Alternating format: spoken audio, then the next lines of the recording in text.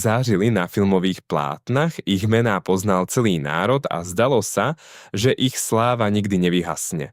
Zlatá éra 60. až 90. rokov priniesla Slovensku hviezdy, ktoré rozdávali radosť, smiech aj silné emócie celej jednej generácii. Za oponou potlesku sa však skrývala iná realita, tichá, temná a plná bolesti. Tam, kam kamery už nedosiahli, zvádzali svoj najťažší boj. Boj s tlakom, samotou a vnútornými démonmi, ktoré nedokázali umlčať. Útechu hľadali na dne pohára, ktorý sa spočiatku zdal nevinný. No postupne im vzal úplne všetko. Kariéru, zdravie, rodinu, aj vlastnú dôstojnosť. Dnes si pripomenieme 10 hviezd slovenskej scény, ktoré kedysi stáli na vrchole, no ich život sa zmenil na pomalý a neúprosný pád až na samé dno. Príbehy, ktoré nie sú len o sláve, ale najmä o stráte, bolesti a tichom zabudnutí. Skôr než odhalíme tieto mrazivé osudy, stlačte tlačidlo odberu a napíšte do komentárov, ktorý z týchto príbehov vás zasiahne najviac, pretože niektoré z nich vás možno budú prenasledovať ešte dlho potom, čo toto video skončí. Karol Machata. Jeho hlas poznal každý, kto aspoň raz kročil do divadla. Silný, podmanivý a plný emócií. Stal sa symbolom slovenskej scény, hercom, ktorého si vážili kolegovia a obdivovalo publikum. Na javisku pôsobil neotrasiteľne ako muž, ktorý má všetko pod kontrolou. Diváci ho milovali pre jeho charizmu a dôstojnosť, ktorú prinášal do každej postavy. No práve za touto dokonalou maskou sa začali objavovať prvé trhliny.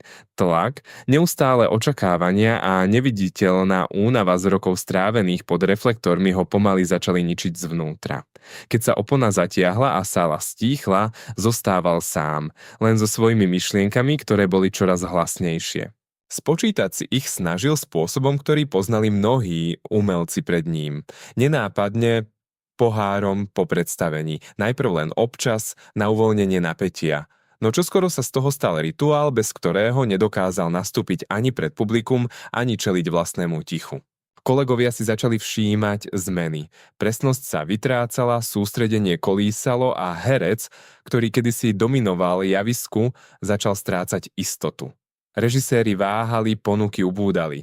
To, čo bolo kedysi jeho domovom, sa mu začalo pomaly vzdialovať. S každým ďalším rokom bol jeho svet menší. Z veľkých rolí zostali len spomienky z potlesku ticho. Priatelia sa postupne vytratili a on sa uzatváral do samoty, kde už nemusel nič predstierať, len prežívať. Na konci jeho cesty už nestáli reflektory ani publikum. Len ticho, v ktorom doznievala ozvena jeho vlastného hlasu. Hlasu, ktorý kedysi patril celému národu a napokon zmizol bez toho, aby si to niekto všimol. Je to príbeh muža, ktorý ovládal javisko, ale nedokázal ovládnuť vlastné tiene. Jozef Kroner. Jeho meno sa zapísalo do histórie ako jedno z najväčších, aké slovenské herectvo kedy malo. Dokázal stvárniť obyčajného človeka s takou pravdivosťou, že sa v ňom našiel každý divák. Bol ikonou, tvárou filmov, ktoré prežili generácie. Národ ho miloval, pretože v ňom videl seba. Na plátne pôsobil prirodzene, ľudsky a skutočne. Bol tým hercom, ktorému veríte každé slovo, každý pohľad. Úspech ho obklopoval zo všetkých strán a zdalo sa, že jeho miesto na vrchole je navždy isté. Lenže práve ten vrchol začal byť čoraz ťažší. Očakávania rástli, tlak silnel a vnútorný pokoj sa pomaly vytrácal. Za úsmevom, ktorý poznalo celé Slovensko, sa skrývala únava, ktorú nebolo vidieť. Únik našiel tam, kde ho hľadali mnohí pred ním, v pohári, ktorý sľuboval krátke zabudnutie. Spočiatku to bolo nevinné, chvíľa oddychu po natáčaní, no postupne sa z toho stal zvyk, ktorý sa menil na potrebu. Časom sa začali objavovať momenty, ktoré si verejnosť nechcela pripustiť. Slabšie výkony, neistota, kolísanie formy. Herec, ktorý kedysi držal celý film, začal strácať pevnosť a s ňou aj dôveru tých, ktorí mu kedysi bez váhania zverovali hlavné úlohy. Ponuky ubúdali, roky pribúdali a s nimi aj ticho. Z hviezdy sa stal tieň, Človek, ktorého si síce všetci pamätali, no čoraz menej ho videli. Sláva, ktorá ho kedysi obklopovala, sa rozplynula a nechala ho stáť osamoteného uprostred vlastných spomienok.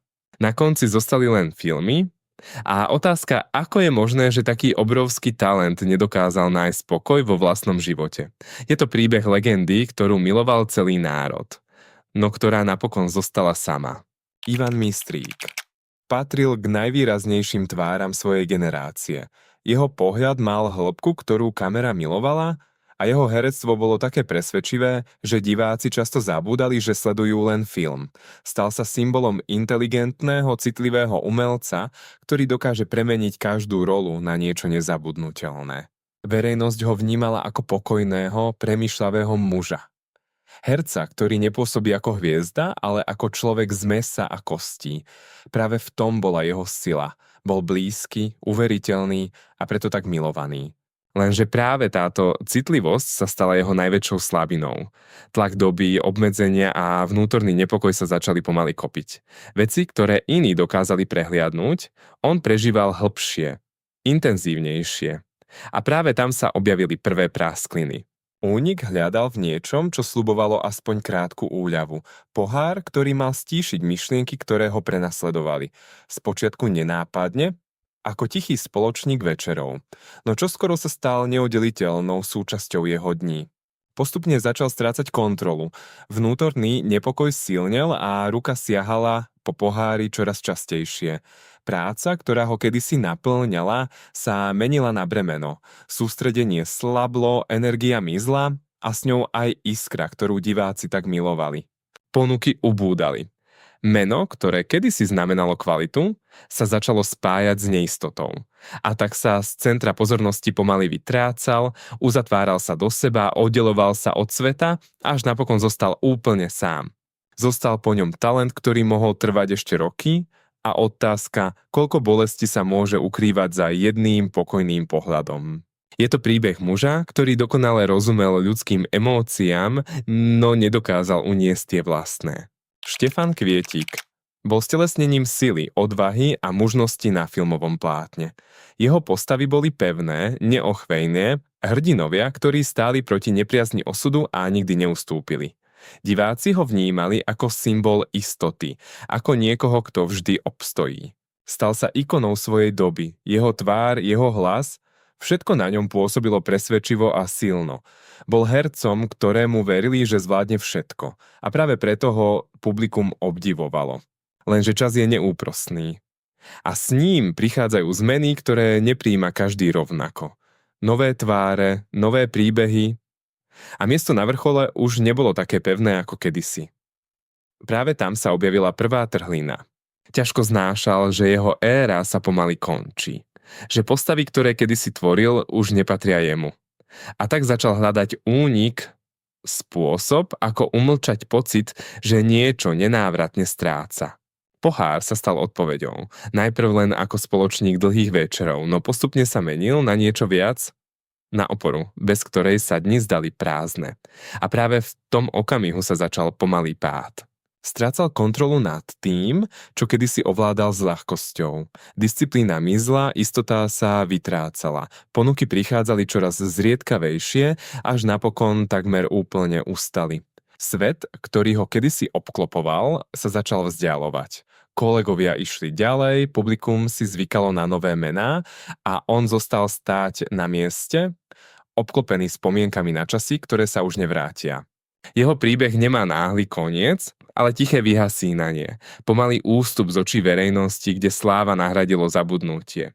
Zostal po ňom obraz hrdinu, ktorý nikdy neustúpil, a pritom sám v živote prehral boj, ktorý nebolo vidieť. Je to príbeh muža, ktorý na plátne porazil každú prekážku, ale v skutočnosti nedokázal zastaviť čas. Emília Vášáriová. Jej tvár bola synonymom elegancie a umeleckej hĺbky. Patrila k najvýraznejším herečkám svojej generácie. Žena, ktorá dokázala premeniť každý pohľad na emóciu, každé slovo na silný zážitok. Kritici ju obdivovali, publikum ju milovalo a zdalo sa, že jej miesto medzi elitou je pevné a nemenné. Na plátne pôsobila krehko, no zároveň neuveriteľne silno. Bola obrazom kultivovanosti, inteligencie a vnútorného pokoja. Pre mnohých bola ideálom herečky, ktorá nepotrebuje okázalosť, pretože všetko vyjadruje jemnosťou. No práve táto citlivosť sa časom začala meniť na bremeno. Tlak dokonalosti, očakávania a neustála potreba obstáť začali vytvárať tiché napätie. Veci, ktoré si iní nevšímali, v nej zanechávali hlboké stopy. A práve tam sa objavila prvá nenápadná prasklina. Únik prišiel nepozorovane.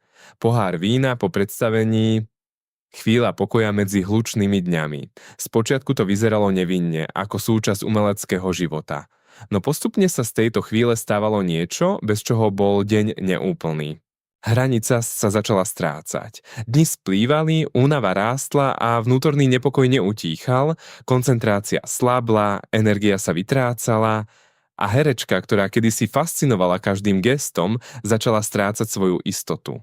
Ponuky ubúdali. Režiséri váhali, publikum si začalo všímať zmenu. To, čo bolo kedysi prirodzené a silné, pôsobilo náhle, krehko a neisté. A tak sa z centra pozornosti pomaly vytrácala. Svet reflektorov nahradilo ticho. Menej ľudí, menej príležitostí, viac samoty. Uzatvárala sa do vlastného sveta, kde už nebolo treba hrať roli, len prežívať realitu, ktorá bola čoraz ťažšia. Jej príbeh nemá ostrý koniec, ale pomalé vyhasínanie. Postupné miznutie z verejného priestoru, kde ju kedysi obdivovali tisíce. Zostala po nej spomienka na výnimočný talent a tieň otázky, koľko dokáže človek uniesť, kým sa zlomí. Je to príbeh ženy, ktorá na plátne pôsobila silnejšie než ktokoľvek iný, no v tichu vlastného života sa pomaly stratila. Marián Labuda bol jedným z tých hercov, ktorých si divák zapamätá okamžite. Jeho tvár, jeho hlas, jeho jedinečný prejav. Všetko na ňom pôsobilo prirodzene a blízko. Dokázal rozosmiať celé generácie a práve preto sa stal neoddeliteľnou súčasťou slovenského filmu. Na obrazovke bol stelesnením humoru a ľudskosti. Postavy, ktoré stvárňoval, boli často obyčajní ľudia a práve v tom spočívala jeho sila. Publikum ho vnímalo ako niekoho, koho pozná, komu rozumie. Niekoho, kto vždy prinesie úsmev. No za týmto úsmevom sa skrývalo niečo iné. Tlak, únava a osobné starosti, o ktorých sa nehovorilo nahlas. Čím viac rozdával radosti ostatným, tým viac jej sám strácal. A práve tam sa objavil prvý tieň. Únik našiel v niečom, čo bolo vždy po ruke. Pohár, ktorý pomáhal vypnúť aspoň na chvíľu. Spočiatku to bol len spôsob, ako sa uvoľniť po práci, no postupne sa z neho stal spoločník každého večera. Hranice sa začali rozplývať. Únava sa menila na vyčerpanie a vyčerpanie na apatiu. Herec, ktorý kedysi žiaril energiou, začal strácať iskru a s ňou aj kontrolu nad vlastným životom. Pracovné príležitosti sa menili. Menej veľkých úloh, viac neistoty. Režiséri si začali klásť otázky, publikum si začalo všímať rozdiel a tak sa jeho prítomnosť na obrazovke pomaly zmenšovala. Svet, ktorý ho kedysi vítal potleskom, sa začal vzdialovať, zostávali len spomienky na časy, keď bol všade, a ticho, ktoré prišlo potom.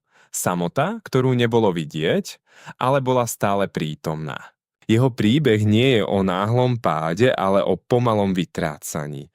O tom, ako sa človek môže stratiť, aj keď ho kedysi poznal každý. Zostal po ňom smiech, ktorý rozdával. A smutná pravda, že aj tí, ktorí nás rozosmejú najviac, môžu byť vo vnútri najtichší. Je to príbeh muža, ktorý prinášal radosť tisícom, no tú vlastnú nedokázal udržať. Julius Satinský bol hlasom jednej generácie, inteligentný humor, jemná irónia a schopnosť povedať veľa bez toho, aby musel povedať všetko. Práve to z neho urobilo výnimočného umelca. Spolu so svojimi kolegami vytváral vystúpenia, ktoré neboli len zábavou, ale aj zrkadlom doby. Diváci ho milovali. Videli v ňom múdreho rozprávača, človeka, ktorý dokáže rozosmiať aj v časoch, keď na smiech nebolo veľa dôvodov. Jeho úsmev pôsobil úprimne, jeho slová blízko. Bol jedným z nich. No práve v tejto blízkosti sa skrývala aj ťažoba. Žiť v systéme, kde každé slovo mohlo byť problémom, znamenalo neustále napätie. Balansovať medzi pravdou a tým, čo sa smie povedať To bola hra, ktorá ho vyčerpávala a práve tam sa objavila prvá trhlina. Únik prišiel potichu. Pohár po vystúpení, chvíľa uvoľnenia po večeri plnej potlesku. Len krátke zabudnutie. No čoskoro sa z tejto chvíle stal zvyk a zo zvyku potreba. Postupne strácal kontrolu nad tým, čo kedysi ovládal s ľahkosťou. Energia, ktorá ho hnala dopredu, slabla. Vnútorné napätie rástlo a ruka siahala po pohári čoraz častejšie. Humor, ktorý rozdával, bol čoraz viac maskou. S časom prichádzali aj zmeny. Menej vystúpení, menej priestoru a viac ticha. Publikum si našlo nové hlasy, nové tváre a ten, ktorý kedysi dokázal zaplniť celé sály, začal miznúť z očí. Zostávali spomienky a samota. Svet, ktorý ho kedysi obdivoval, sa pomaly vzdialoval. A on zostával uprostred toho všetkého, sám so svojimi myšlienkami, ktoré už nedokázal umlčať. Jeho koniec neprišiel náhle, ale ako tiché vyhasnutie. Odchod, ktorý síce zarmútil mnohých, no zároveň ukázal, aký krehký môže byť aj ten najsilnejší hlas, zostal po ňom smiech. A prázdno, ktoré po ňom zostalo. Je to príbeh muža, ktorý vedel pomenovať pravdu medzi riadkami, no tú vlastnú nedokázal uniesť. Karol Duchoň, jeho hlas bol nezameniteľný, silný, emotívny a plný života, dokázal rozozvúčať celé sály a dotknúť sa srdc tisícov ľudí. Stal sa jednou z najväčších hudobných hviezd Slovenska, spevákom, ktorého piesne znela všade. Diváci ho zbožňovali, videli v ňom charizmatického umelca, ktorý prináša radosť, energiu a vášeň. Na pódiu žiaril a zdalo sa, že tento oheň nikdy nevyhasne. No práve tento životný štýl začal niesť svoju cenu. Nekonečné koncerty, večierky, tlak popularity, to všetko sa pomaly hromadilo. A tam, kde bolo svetlo, sa začal objavovať tieň. Únik bol jednoduchý a vždy dostupný. Pohár po koncerte, potom ďalší a ďalší. Spočiatku to bolo súčasťou života umelca. No čoskoro sa z toho stalo niečo, čo už nedokázal ovládať. Hranice zmizli. Telo začalo slábnúť, no tempo sa nemenilo. Hlas, ktorý bol jeho najväčšou zbraňou, začal strácať silu. Koncerty sa stávali náročnejšími, vystúpenia neistými. S každým ďalším dňom bolo jasnejšie, že niečo nie je v poriadku.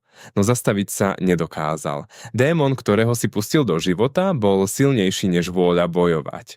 Jeho kariéra, ktorá kedysi stúpala strmo nahor, sa začala rúcať. Zdravie sa zhoršovalo, energia mizla a publikum sledovalo, ako hviezda pomaly stráca svoj lesk. Nakoniec prišiel moment, ktorý nikto nechcel pripustiť. Telo vyčerpané rokmi nezastaviteľného tempa a závislosti jednoducho prestalo vládnuť. Odišiel príliš skoro, v čase, keď mohol ešte spievať. Zostal po ňom hlas, ktorý dodnes znie. A smutná pravda, že aj tie najjasnejšie hviezdy môžu zhasnúť príliš rýchlo. Je to príbeh muža, ktorý žil naplno, až kým ho to nezničilo. Jaro Filip bol výnimočný, hudobník, skladateľ, zabávač, človek, ktorého talent presahoval hranice jedného žánru. Jeho klavír rozprával príbehy, jeho humor bol inteligentný a jeho myslenie hlboké. Patril medzi tých, ktorí dokážu vytvoriť niečo jedinečné z úplného ticha. Diváci ho milovali pre jeho spontánnosť, bystrosť a schopnosť premeniť aj obyčajný moment na niečo nezabudnutelné. Pôsobil ako človek, ktorý má veci pod kontrolou. Ako niekto, kto presne vie, čo robí. No práve v tejto výnimočnosti sa skrývala aj krehkosť. Jeho myseľ nikdy neodpočívala. Neustále premýšľal, analyzoval, cítil viac než ostatní. A práve tam sa objavila prvá trhlina. Tichá, nenápadná, ale nebezpečná. Únik hľadal v niečom, čo mu na chvíľu dovolilo spomaliť. Pohár, ktorý utišil chaos v hlave. Spočiatku len ako spoločník pri tvorbe, ako súčasť umeleckej atmosféry, no postupne sa stal niečím, bez čoho sa nedalo fungovať. Hranice sa začali rozmazávať. Tvorba, ktorá ho kedysi naplňala, sa miešala s únavou a vnútorným napätím. Koncentrácia kolísala, energia ubúdala a kontrola sa vytrácala. Projekty sa začali komplikovať. Menej vystúpení, menej istoty. Človek, ktorý bol kedysi motorom kreativity, začal strácať tempo. A s ním aj miesto, ktoré si tak ťažko vybudoval. Svet okolo neho sa pohyboval ďalej. Nové tváre, nové hlasy a on zostával akoby bokom. Uzatváral sa do seba, čoraz viac oddelený od reality, ktorú kedysi formoval. Jeho koniec prišiel skôr, než by ktokoľvek čakal. Telo, vyčerpané dlhoročným tlakom a nezdravým rytmom života, prestalo vládať. Odišiel a zanechal za sebou ticho, ktoré bolo oveľa silnejšie než jeho hudba. Zostal po ňom talent, ktorý nemal hranice a smutná myšlienka, že aj najbýstrejšia myseľ môže byť vlastným nepriateľom. Je to príbeh muža, ktorý dokázal vytvoriť krásu z chaosu, no v tom vlastnom sa napokon stratil. Michal Dočolománsky bol tvárou, ktorú poznal každý. Jeho prítomnosť na obrazovke bola samozrejmosťou. Herec, ktorý sa stal súčasťou každodenného života divákov. Pôsobil prirodzene, sebavedomo a zároveň blízko. Bol jedným z tých, ktorých si publikum jednoducho oblúbi. Na plátne aj na javisku vyžaroval istotu. Jeho postavy mali energiu, charizmu a ľahkosť, ktorá pôsobila bez námahy. Zdalo sa, že jeho miesto v srdciach divákov je nemenné, no čas prináša zmeny, ktoré si nikto nevie vybrať. Nové generácie, nové tváre a priestor, ktorý sa zmenšuje. Práve tam sa objavila prvá trhlina. Pocit, že svet ide ďalej, bez neho. Únik prišiel potichu. Pohár ako spoločník večerov, keď sa ticho zdalo príliš hlasné. Spočiatku len ako zvyk, niečo, čo pomáha zabudnúť. No postupne sa z toho stal únik, ktorý sa opakoval čoraz častejšie. Kontrola sa začala vytrácať. Energia, ktorá ho kedysi hnala dopredu, slabla. Príležitosti ubúdali a s nimi aj dôvody zostať silný. Herec, ktorý bol kedysi všade, sa začal objavovať čoraz menej. Svet na neho pomaly zabúdal. Nie náhle, ale postupne. Menej spomienok, menej zmienok, až zostalo len ticho. Samota, ktorú nebolo vidieť, ale bola prítomná v každom dni. Jeho príbeh sa skončil bez veľkého rozruchu, bez dramatického momentu, ktorý by všetko uzavral. Len pomalé vyhasnutie, odchod, ktorý si mnohí ani nevšimli včas, zostal po ňom obraz herca, ktorý bol kedysi všade. A potom nikde. Je to príbeh muža, ktorého si pamätal celý národ, až kým ho nezačal pomaly zabúdať. Zážili jasnejšie než ktokoľvek iný. Ich mená poznali milióny ľudí. Ich hlasy, ich tváre, ich príbehy sa stali súčasťou celej jednej generácie. Zdalo sa, že ich miesto na vrchole je večné. No nič netrvá navždy. Za potleskom sa skrývalo ticho, za úsmevom únava. A za slávou boj, ktorý nikto nevidel. Boj, ktorý sa neodohrával na javisku ani pred kamerou, ale hlboko v ich vnútri. 10 príbehov, 10 talentov, 10 pádov, ktoré nezačali jedným rozhodnutím, ale tisíckami malých krokov, ktoré ich pomaly priviedli až na samé dno. Sláva ich nedokázala ochrániť. Úspech im nedokázal dať pokoj. A keď svet prestal tlieskať, nezostal nikto, kto by ich zachytil. Zostali len filmy, piesne a spomienky, ktoré postupne blednú. A možno práve to je na tom najdesivejšie. Že ľudia, ktorí kedysi znamenali všetko, môžu jedného dňa zmiznúť tak potichu, ako by tu nikdy neboli. Napíšte do komentárov, ktorý z týchto príbehov vás zasiahol najviac. A nezabudnite dať odber, ak chcete vidieť ďalšie osudy, na ktoré svet pomaly zabúda.